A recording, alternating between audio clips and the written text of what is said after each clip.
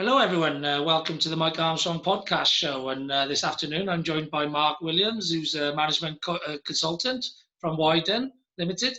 And yeah, we're going to have a little chat about lockdown, business, entrepreneurship, that sort of thing. How are you doing this afternoon, Mark? You okay? Yeah, well, it's a nice fine day here in sunny South Wales, isn't it? So it can't be bad.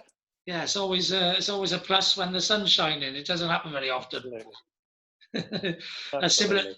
similar time to this yesterday was absolutely battering it down out my window. It was that loud, and it was like tapping the window. I thought somebody's knocking the window.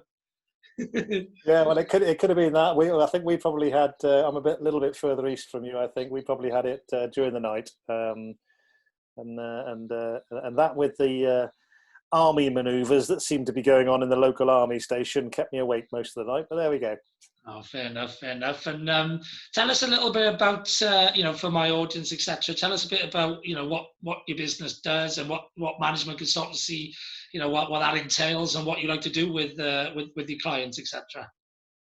So my business is, probably like one or two of us. There's more than one string to the bow, but the primary focus of the business is what I call business IT consultancy, and what that means is that I help clients of all sizes, really, but typically people who haven't got, let's call them in-house project leadership or solutions consultants, because they don't do stuff all the time. They want to change their CRM system, let's say, and they're going to do that once every 5 years or once every 10 years. So basically, I help businesses translate the business need with the IT and the software speak, and I either put those solutions and systems in for them, or I provide them some critical found advice, is what I call it. But you might want to think about doing it this way if that's the way you're going to do it. Yeah. So that's the sort of 10,000 feet view. Okay, yeah, that's interesting because I help people with their sales and marketing and business growth and that sort of thing. But I used to be a corporate sales director for a company that provided a lot of IT solutions. I used to do a similar sort of thing, especially I used to deal with 10 million plus turnover businesses around the UK. And that was more in the area of business data, linked into CRM systems, linked into e-commerce platforms or data warehouses and all that sort of thing. So, it's an important, much needed area because a lot of business owners and business people, etc., they don't necessarily always keep up to date with what's out there and what they can get. So they need people like you to keep abreast of those things and to help them and let them know when, maybe some of their older systems need updating and when there's other alternative systems that may be better for them and that sort of thing. Yeah, absolutely that, Mike. And I like to consider myself as a slightly unusual breed in this respect, because I actually started my career in sales. So I was selling. Well, initially, believe it or not, in the year of Big Bang in 1986, I was selling PC training, but that moved on to selling IT solutions and communication solutions. And I've worked for BT for 9 or 10 years. I ran one or two of their business units. Then I moved into the provision of the delivery of these solutions on the project side, if you like, rather than the sales side. And then for the last 10 years or so, I've probably been delivering those solutions for the clients. So if you like, I've been salesperson selling them. Then I've been deliverer delivering them for 10 years, and so 20 years in total. And then the last 10 or 15 years, I've been client side going, I think you should think about this particular supplier this way because they're good at that, or they're not so good at the other. And then in between all of that, I've spent probably between 10 and 15 years on as a non-executive on a couple of boards, but in particular in the not-for-profit sector. So I have this broad mix basically of business backgrounds, commercial stuff, delivery stuff, IT stuff, and just pragmatism, Mike. At the end of the day, that's what it comes down to. Some of this stuff is clever, absolutely. But most of it for most businesses is not rocket science. but they have a fear of something they don't understand, and that often gets them in a in a bit of a pickle, and that's what I help with. Yeah, but plus also it's about it's easier to make a jigsaw puzzle picture when you know the component pieces, when you know the parts. Absolutely. Some people just they sometimes have a picture in their head of the puzzle, but it's not a completed picture. But also they know that there's some pieces they just don't know about, and so this is why I think it's important that some people do keep abreast of the latest things and what's going on and all that sort of thing. That's something I like to do in my sector, and I'm sure it's something you would do in your sector, given your history and what you said you do. It is about keeping up to date with what's going on, because like anything else, technology is just it's so quickly changing and so quickly developing and moving on that that it does, unfortunately, the pace of it does catch a lot of businesses out and leave them a bit behind the times, if you like. It does, Mike. But also there's a balance here with that, and you and I both run small businesses, shall we just say? And I think at the small business end of things, a bit like this is, I think this is true of a lot of things at the small business side of things. What is of value to you to invest your money in, because that you're either going to cut time out of your day and it's going to equate to more sales time or more delivery time, or you need let's say a piece of kit because you need a CRM system, right, to manage all your contacts that you've got there. And so small business people, it's a bit like the corner shop mentality. This is what I always think. They just instinctively know that they need to change, they need to keep up, or that they need to make that decision, they need to make this investment. When you get beyond probably 10 or 15, maybe 20 people in a business, suddenly we all make this very hard for ourselves, I think, when businesses become, small businesses as opposed to micro businesses and medium-sized businesses, up to 1,000 people, or, whatever the definition, 100 million turnover, whatever the definition these days of a medium-sized business. But what I was going to try to say with that is that the pace of change is vast. And if I thought it was vast back in Big Bang, 1986, and suddenly there weren't jobbing stockbrokers on the floor of the stock exchange, and it was all bloody computerized. That's what that meant. But boy, the pace of change now is incredible, and you really do need to invest time to keeping up. But at the end of the day, you are not going to constantly change all of the time, because as a business, you need to make a decision. You need to stick it in, and then you need to make it pay. And it may be in 5 years or 10 years that you decide that you need to change that, rip it up and start again, or evolve it onto something else. And of course, you need to keep agile, and you probably need to keep tweaking it, and so on and so forth. But once you've made that decision, you need to get on and do it, because otherwise the opportunity will pass you by, won't it? And you won't realize the opportunity that you've got, or you won't solve the problem that you've got, and you'll still be here wondering why you're still in a mess. Yeah, definitely. Well, in my experience, there's a lot of big companies doing really, really well. I used to deal with 10 million plus turnover businesses all around the UK. There's a lot of those sort of businesses. They grow big, they grow quick or slow. Some of them 50, 100 years growing. Some of them, grow really quickly. But a lot of the time, it's been like Frankenstein behind the scenes, if you like. They've implemented this and implemented that, and tried to get them to talk to each other, and they talk to each other, but not very well, and all that sort of thing. And what I used to do in my experience was you go in and you see a lot of these, 3, 4, 5 systems all talking to each other, and actually sometimes you could bypass all of those 5 systems with just one new, purpose-built, all singing, all dancing system that does it all, and is that sort of the thing that you do with a lot of your businesses? I think that's a very good. I've mentioned CRM a couple of times, and it's not just CRM, that I do. It's anything that is. It could be a digital side of things. It could be buying an ERP system.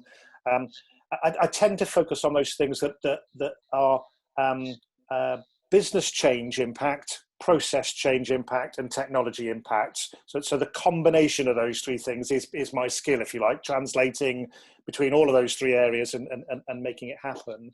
But the example, the CRM example, is quite a good example. And CRM these days means anything and everything to quite a lot of businesses. It's not as simple as, as back when I first started doing these systems, which is probably, I don't know, it's probably getting on for 20 years ago, that I would have put possibly longer, the first CRM system in, when it was something along the lines of, my problem is I've got, you'll like this, you might remember it, I've got too many contacts to keep in my paper-based card index contacts list, and I'm going to color code them with my pens, and I now need something a little bit more sophisticated to tell me that I've got, I don't know, 10 stage 1 prospects, 20 stage 2 prospects, and so on and so on. And I need something that is going to convert those into, and therefore my pipeline is, X £100,000 or whatever the month is.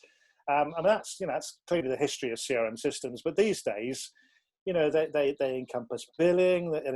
I'm currently working I'm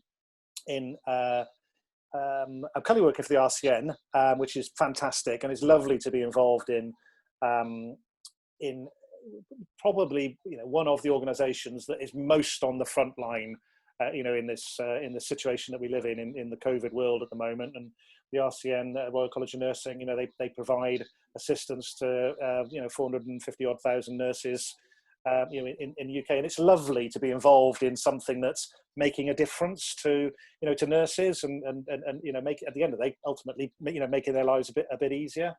But the systems that we're putting in there are, they're not really about tracking how many nurses might or might not be joining the RCN.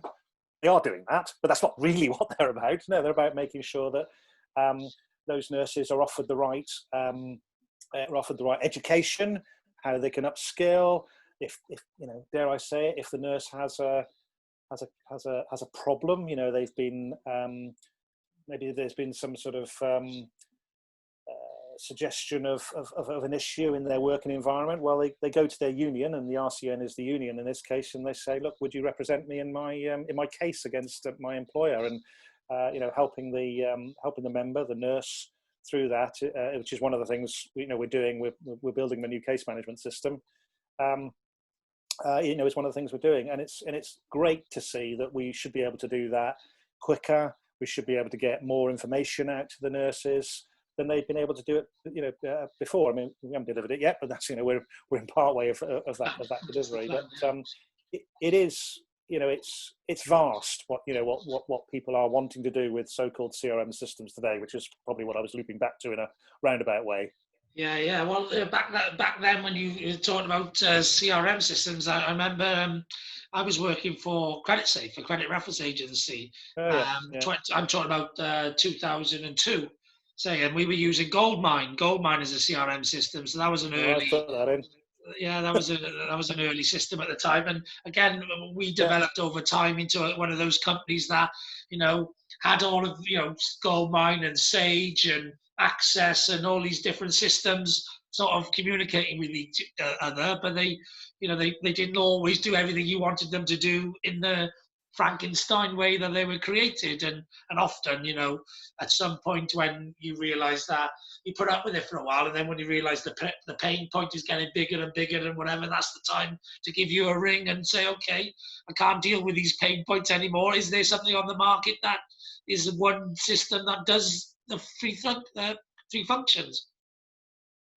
Yeah, absolutely, and that is the point. I mean, the example you've just highlighted is a very good example. And what tends to happen is that you then find you're employing armies of people to keep the three systems updated and to keep them all, singing and dancing and talking to each other, which means, what's the value add that those people are really offering? They should be selling your business, or they should be delivering something of value for your business. They shouldn't be just feeding and watering and making the systems go around. And absolutely, you can replace it. I mean, Microsoft Dynamics is then Salesforce are the two sort of market leaders, if you like, in the marketplace today. And there are a whole plethora of other CRM systems as well, but those are the two big names on the block. And either of those, are ones that I play with. But more often than not, it is that pretty much single system. And the great thing is that the customer at the end of the day is right at the heart of that, because their data, their record, if you like, is in one place. So it doesn't matter whether you're looking at it from a, do they owe us some money perspective, or what services we provided them, or is there something else that we can upsell to them? Perhaps that single source of the truth, if you like, I think is the big aim for many organisations. You can call that Power Data and Power BI, all those sorts of terms that you want, and that's certainly something that can help with that. But if you can get it into one system, and many organisations, particularly I would say organisations that are probably sub 1,000 people, they're big businesses, but they're not BT, they're not NatWest, they're not organisations of that size. Do you really need more than a small number of systems, to keep your business going? And I think organisations, they do sometimes get a bit excited, and they say, "Oh, we need system X or system Y and system Z." And as you quite rightly say, they end up with a dozen systems. Well, frankly,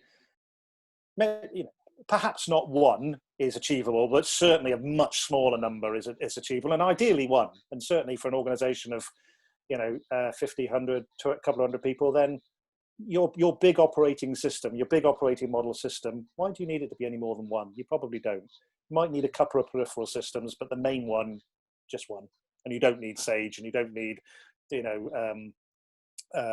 Aggressor, or you don't need I can't remember what the other example was that you mentioned, but you don't need the finance system, the HR system, the CRM system, access databases. Database. Yeah. And there's also some people use the for fulfillment, and they stock systems as well, Yeah.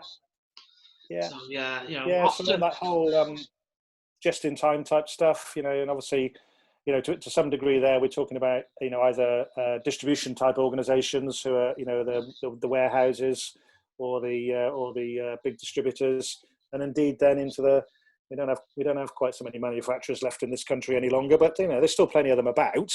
Yeah. You've got the manufacturing systems as well, and all of that can be done essentially in one single platform these days, whether that's the bean counting end, the accounting end, the stock end, the sales ledgers, the manufacturing systems, can all be done in one place if you're brave enough.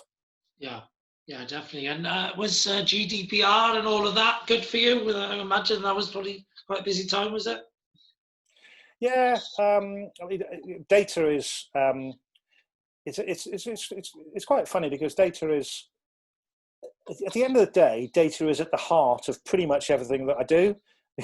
Because why does somebody want to do something? Well, they want to get something out of that, don't they? And typically what they want is some MI or some data or some BI, to use the phrases that people spin around.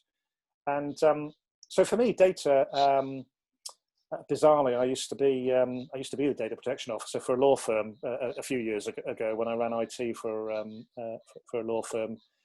So data protection is meat and drink to what I do, and GDPR itself was pretty good for the marketplace that I live in, because also everybody had they had a burning platform, didn't they, that they needed to be compliant by a certain time. But really, they should have been doing these things anyway, because frankly, it's good practice, to keep your data secure. It's good practice to keep it up to date, and all those kind of good things. GDPR was busy. Not for the RCN. I didn't do that in the RCN, but I did it in another not-for-profit, a utilities company, actually, not a million miles away from you or I. Okay. Quite a big one that will remain nameless for this dialogue, but that was fine. Yeah. Okay, fair enough. So there's usually quite a few questions I ask, but sometimes we have a conversation and it answers the questions, so I don't have to ask them. So I usually like to ask. Actually, I usually like to ask about lockdown and how it's been for you. Well, you haven't really covered that, and then I like to ask people about their background and actually what they're doing now and all of that. So you covered that. You covered all of that, but yeah, lockdown really. How has that affected you or your clients? And have you done any particular pivoting yourself during that time? I think that lockdown's been really. I've never been busier. In short, some of that's a really practical thing where I'm not traveling 2 hours a day. Yeah. So I've got 2 hours Efficiency is more a happening.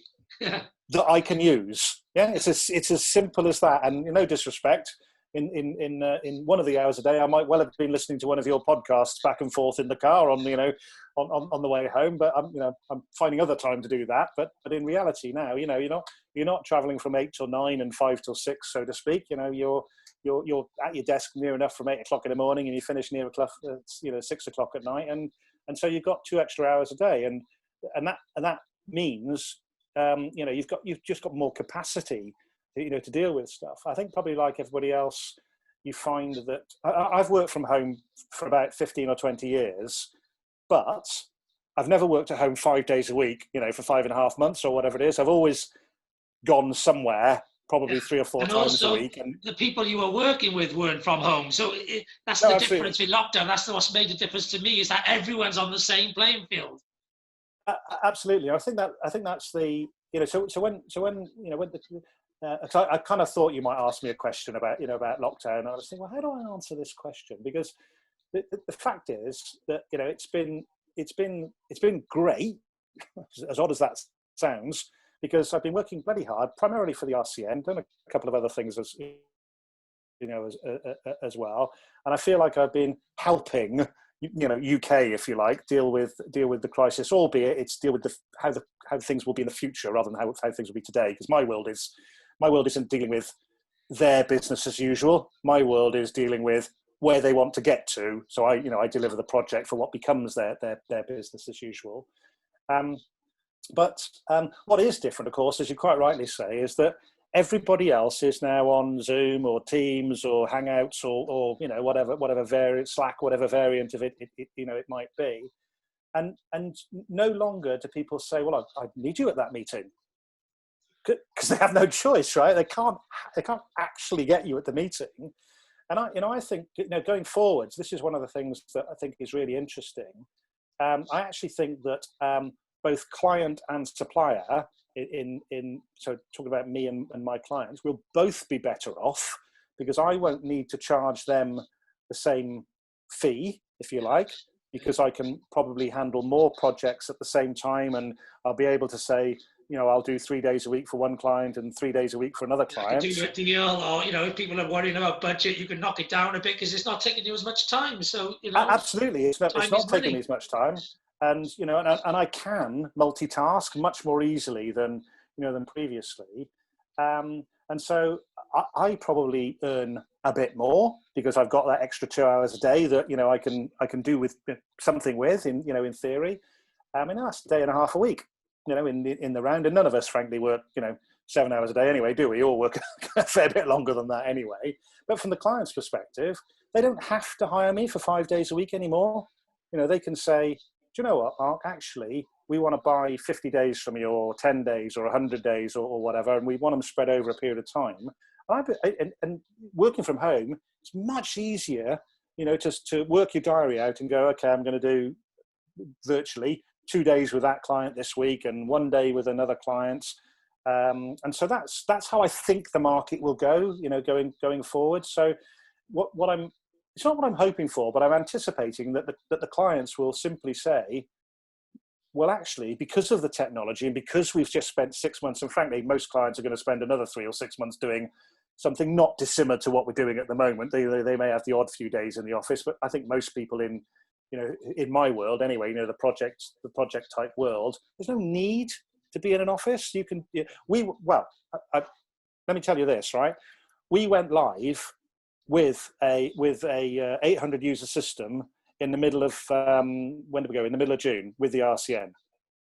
Never would have thought in a month of Sundays that I would have done that without being on site, 10 hours a day, 7 days a week, leading up to and immediately after that install. We did it all remotely. Yeah. And we had a few challenges. People getting used to seeing each other over the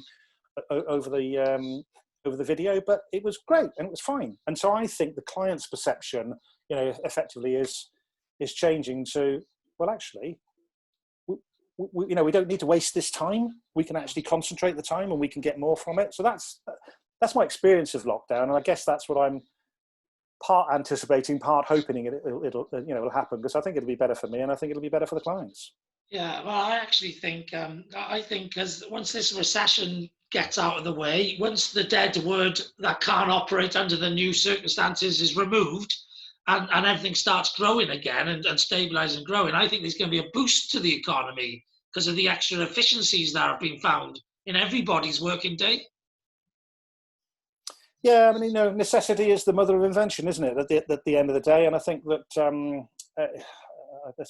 let's not get into politics. That's not what these calls are all about. But at the end of the day, we've all got a set of challenges right now, and what is absolutely the case is that the challenges to not all, but certainly lots of businesses out there are much more polarized because of COVID, and they're much more focused, if you like. They're much more intense than perhaps they would have been before. Take any of the businesses that have been in the news, leisure businesses or gyms or restaurants, whatever, any of those sorts of things. Clearly, they just can't operate in the way that they have been operating. So they've got to do something new, right? They've got to do something different. But when new and different equates to project, that equates to good, as far as I'm concerned. They need to sell and market those new projects, so it's good for me too. Absolutely, and as far as UK PLC is concerned, yeah, we might have a few bigger businesses, but I think we'll have lots more smaller to medium-sized businesses, and there'll be more fleet of foot, they'll be more innovative, they'll be delivering better value for their clients. So more global. It's going to be a global play for economies, and Britain will probably do all right out of a global play because people trust Britain as an older economy in comparison to, say, other parts of the world when globalization really kicks in, which is what has been kick-started during this time. Yeah, well, let's hope so. Yeah, I think so. I think Britain stands well in a battle on the globe for tech type services and knowledge and that type of stuff, because we are a little bit more experienced than some other parts of the world in that. Yes, there's the costs, but I think the costs might, Britain, the pound may become cheaper to the rest of the world because of the efficiencies that Britain has gained with all the businesses going online. I think that, historically, we probably are getting into politics now, but historically, Britain is really good at innovation. Just take fintech here in Wales, right? We've got a massive fintech scene here in Wales, as you well know, and it's really innovative. There's some incredibly, brilliant stuff coming out of that. Historically, what Britain has not always been good at is maximising the opportunity that the innovation has delivered, and maybe the Yanks or maybe the South Koreans or whoever it is, the Taiwanese, they've capitalised on that and frankly done it in a mass production sense, probably cheaper and as good, maybe a bit better than the Brits. Once it's got into that cycle of over the innovation, done the innovation. So I think we're in this creativity bit now, and that's probably going to be for another year or two. This innovation bit, I see that as good, and hopefully. We will learn from our. I'm talking UK PLC here. We will learn from our challenges of history and go. Do you know what? We can play on. We've historically played on the global scene. I completely agree with you. In that sense, we've proven for years that we're creative and we're innovative. If we can just deliver on a conveyor belt, if you like, everything, for the next 10 or 15 years, then happy days. Yeah, definitely. And somebody wants to join you, I think. Yeah, I was wondering whether that was the ghost or the dog coming in at that point in time. Dog, yeah. It was one of those two. Brilliant. How do people get in touch with you if they're interested in getting in touch with you after listening to you on, LinkedIn or YouTube or on the podcast, etc.? Well, widend.com, www.wyeden.com is my website. Yes, they'll find me. They'll find the Widend homepage on LinkedIn. They'll find me, Mark Williams, on LinkedIn. Clearly I can offer, my email address and phone number and so on if anybody wants to. However, they contact through the podcast. I don't know how that works, Mike, to be honest. But yeah, they find me on the web. They find me on LinkedIn. Those are my two primary channels. LinkedIn, I have to say, is probably the one that I'm on every day a week, near enough. You're B2B, aren't you? So, it's the yeah, I'm place to be, B2B isn't it? primarily. So that is the right place. So you get a bit of a flavour for what I do by looking at my website. But really, most of what I do, each one is different. Because each client has got a slightly different challenge. Yeah, definitely. And I think LinkedIn's been another one that's benefited. I think LinkedIn's been a place where everyone seems to be on and spending much more time in these days than they used to because all the sales guys who used to be out in the car and on the road, they're all on LinkedIn, and and all the consultants and everybody. We're all filling that time, whereas we used to be traveling for 2 hours to somewhere and 2 hours back and 2 hours in between and stopping for lunch and all of that. Now everyone's just on LinkedIn, during those times. So I find it. I think that's right. I think I've got nothing else to say other than yep. I agree. Yeah, definitely, and I'm finding this working, wonderful for me. I know we do some liking and comment on each other's posts and that sort of thing, Yes. and I'm building quite a lot of people who are liking and commenting. The more engagement you get, the more the posts you post go further and farther, further and wider. So that's really working well for me. And is it working well for you as well? Yeah, I think there's something in it. I think there's you never really know with marketing, do you? You push lots of buttons, but you don't necessarily really know which one of the buttons that you have pushed is the one that the lead comes from. But I do think, I think LinkedIn is great for networking. I think it's great actually for what I would call the brand awareness, and I hope people who are listening to this, my USP, if you like, is good old practical business common sense, and make the right pragmatic, realistic decisions. Don't promise the earth and underdeliver. Promise what you can deliver, and then overdeliver is my modus operandi, for want of a better way of saying it. And I think that I try to get that culture, if you like, across on the various LinkedIn stuff that I comment on. And I know I've had people who have then found me out, from not necessarily the thing that says, "Hi, I'm Mark Williams, would you like to talk to me?" Type of post, but it's perhaps often been from something quite innocuous where they've said, "Actually, I saw your comment about this. I'm quite interested. Can we have a chat?" So I think it is a great thing for networking, and it's clearly also very good for an information source as well. For I need to find out latest trend or something, or I need to Google some people who want to give me what in their experience is the top 5 CRM systems that they've put in the last 5 years or whatever. All that sort of stuff is just at your fingertips now, isn't it? It's you make a post, and probably within 24 to 48 hours of that post, you have got the information that you want, probably within a couple of hours, but certainly within 24 to 48 hours, I would say. Yeah, well, for me, definitely, the pull marketing is working much more than the push. If you like, whatever I'm doing, I get people coming to me rather than me having to go to them, which it's always good. That is when people are pulled in by what you're putting out rather than you're pushing on them what you want. They're attraction marketing, if you like, So whatever I'm putting out at the moment is good because I'm getting lots of people coming my way from all over the place. So long may it continue, I'd say. But thank you very much. I know you're a very busy guy, so thanks very much for getting on my podcast and having a chat. It's been great to get to know you more because I know we've known each other a while now on a couple of networking events and a bit of LinkedIn and stuff. But to actually have a conversation with you and get to know what you do is good. It's great. It's been fantastic, and obviously, hopefully, there'll be somebody out there listening who needs somebody to advise them on their latest tech upgrade in their business, and hopefully that'll lead to some business for you. But either way, it's been fantastic having you on the podcast, and thank you very much. I really enjoyed it, Mike. Thank you very much, and loved looking at the Welsh flag in the background. That's top. Yeah, great. I usually, I switch it around a bit. I sometimes go on my podcast in the background. I've been doing quite a bit of global networking recently, so I stick that in the background because it's a great way of standing out, especially on pictures of multiple people on a screen, but it's also a great Absolutely. way of telling people where you come from and having to save a question and an answer. Absolutely. Well, Yeah, I really actually, enjoyed it. Thanks for inviting me. The Americans always ask me, like, what's the dragon about? And I always say, oh, I'm from Wales, it's my flag. Because the Americans don't normally know it's a Welsh flag, but everyone else gets it. I'll bite to your better knowledge on that one. Brilliant. Anyway, have a great day, okay? Great speaking with you. Yeah, and you take care of yourself. Cheers. Bye-bye. Ta-ra. Bye.